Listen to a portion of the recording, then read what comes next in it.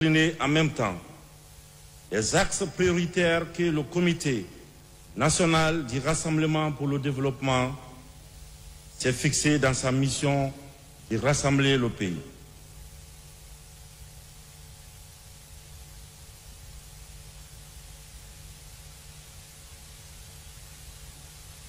Ainsi, sous la direction du Comité national du Rassemblement pour le développement, le pays s'est doté d'une charte de la transition qui prévoit notamment un gouvernement de transition et un conseil national de transition qui auront la charge de dérouler les différentes missions de la transition.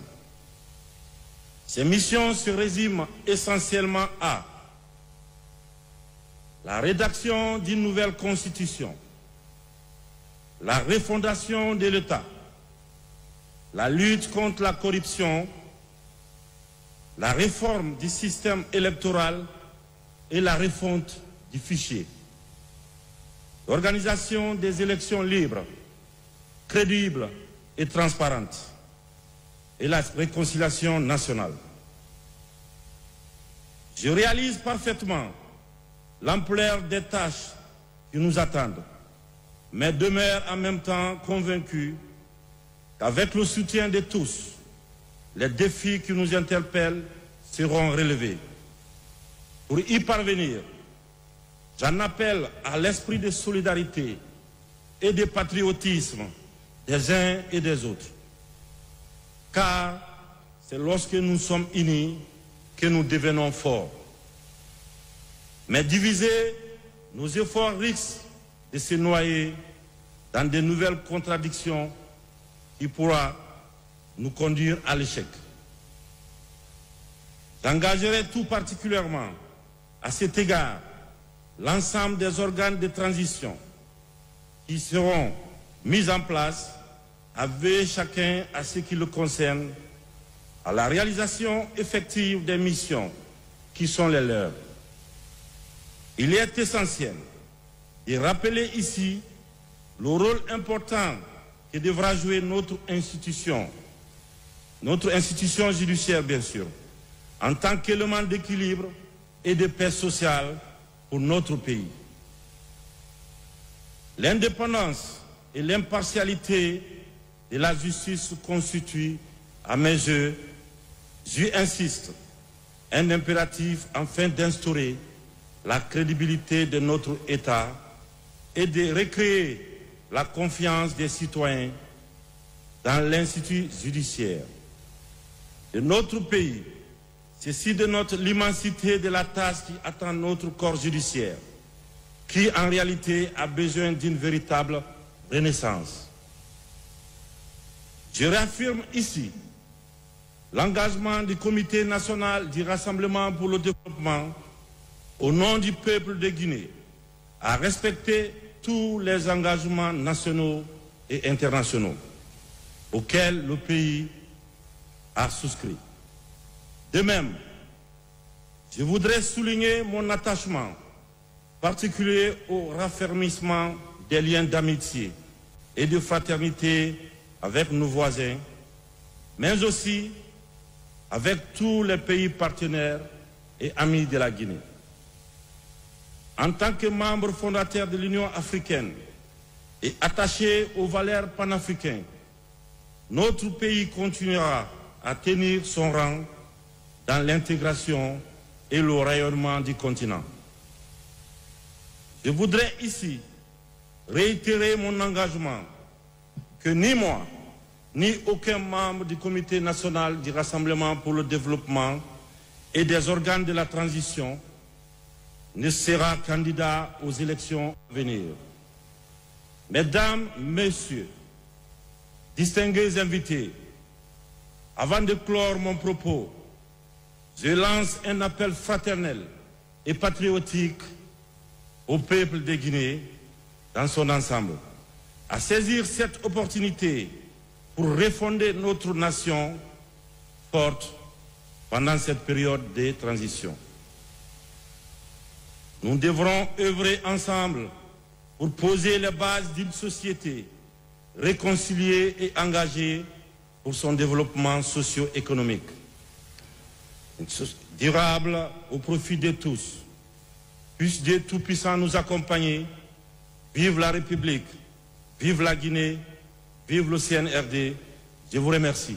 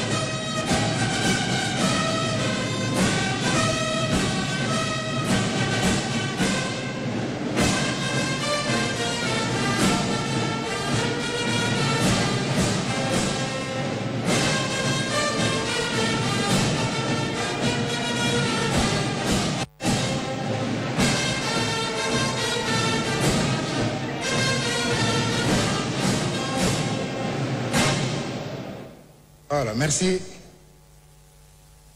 Monsieur le Président, je vais appeler Monsieur le Grand Chancelier des Ordres nationaux de Guinée pour qu'il procède à votre décoration, s'il vous plaît.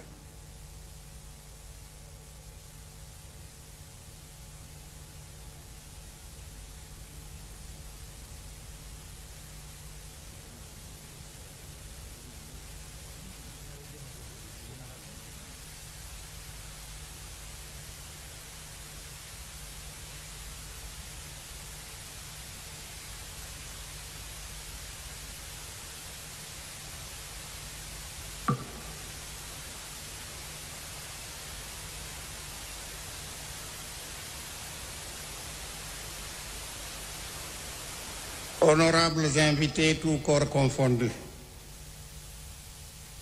par les pouvoirs qui me sont conférés, moi, général de division à la retraite Ibrahima Diallo, au nom de la charte de la transition, j'ai l'honneur de vous reconnaître comme président de la transition, président de la République, chef de l'État, chef suprême des forces armées. En application des articles 4 et 10 de la loi L94/02 CTRN, modifiant et complétant l'ordonnance numéro 116 du 22 septembre 1986 portant création de l'Ordre national du mérite,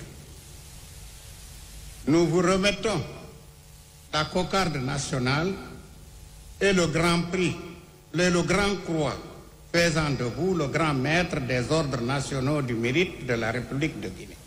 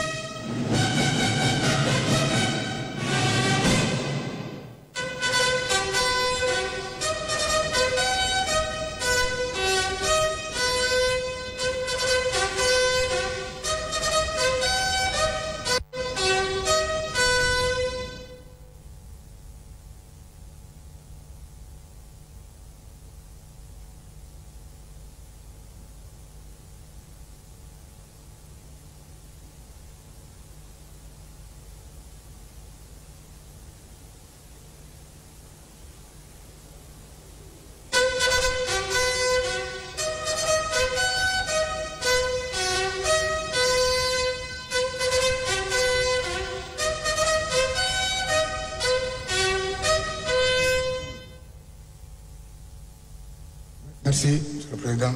Vous pouvez reprendre place.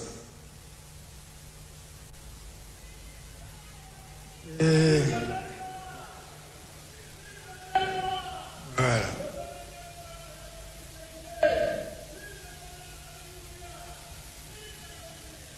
Merci.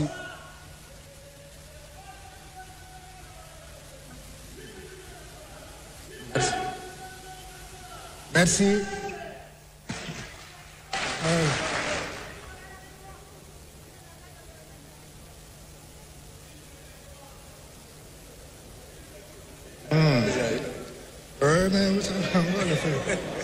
S'il vous plaît, l'audience n'est pas terminée. Voilà.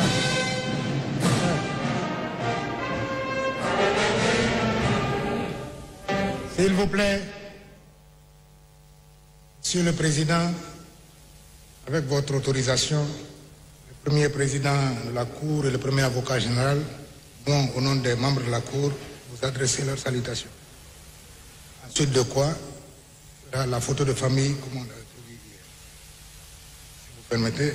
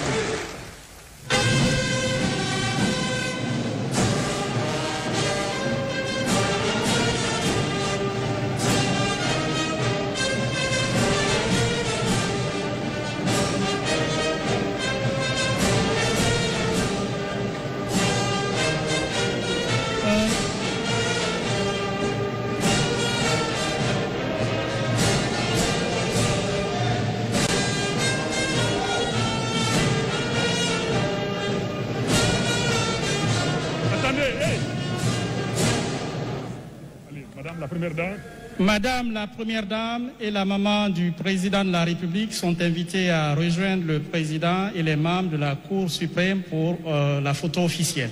Merci.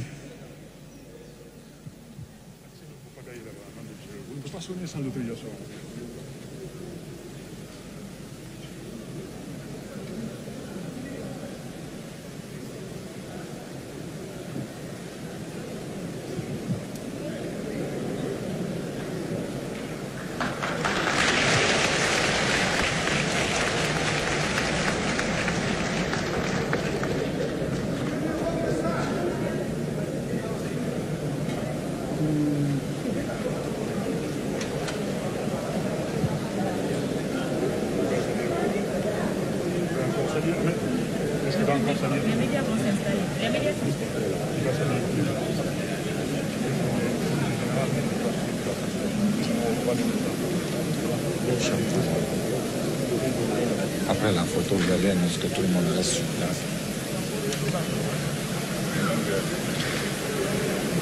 Faut pas qu'ils ont... C'est pas tout ceci là. Ils sont terribles, hein?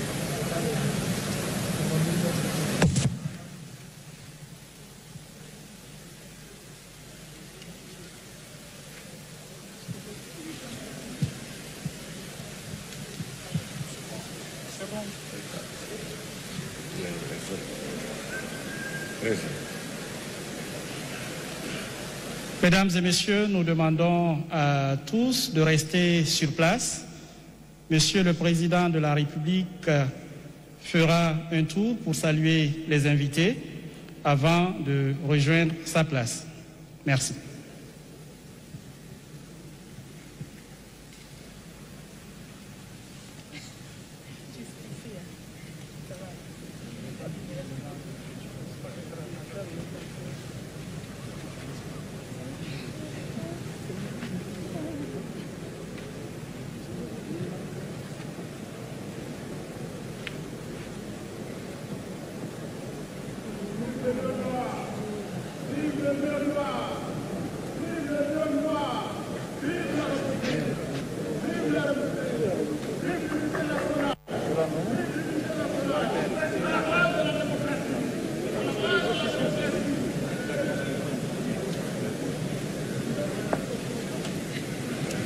Encore une fois, nous demandons à tous de rester sur place, le temps pour le Président de la République de faire la revue de la troupe et de rejoindre sa place. Merci.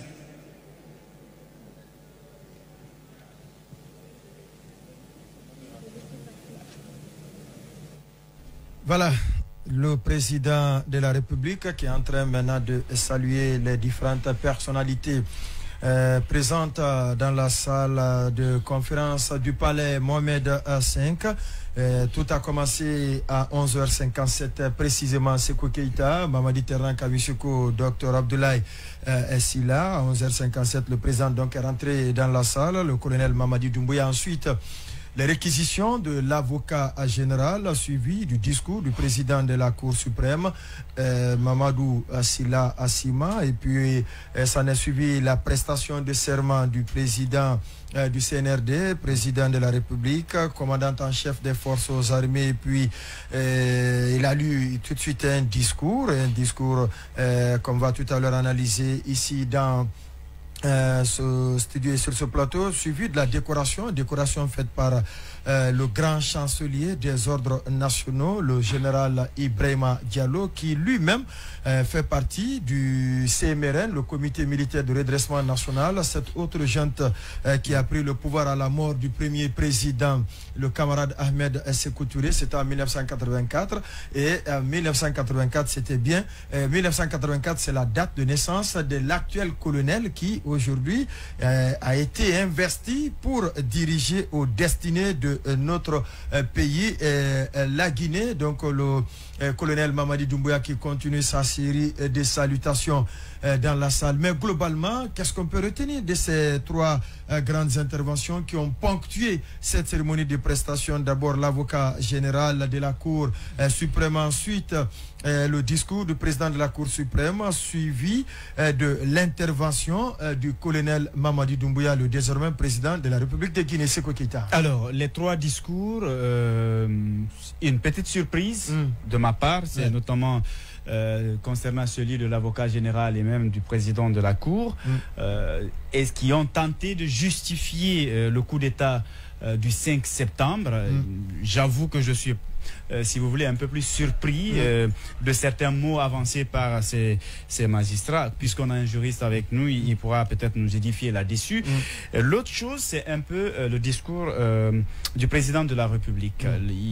Il a réitéré aujourd'hui devant l'opinion nationale et internationale qu'aucun membre du gouvernement de la transition, du CNRD, mais aussi lui-même, ne sera candidat aux prochaines élections. Et pour moi, c'est fondamental. C'est important. Il était aujourd'hui... Le grand massacre de 2009 est parti de cette tentation simple suspicion. Camara qui a dit, si je veux, je peux ôter la tenue, si je veux, je vais me présenter. Tout est parti de là.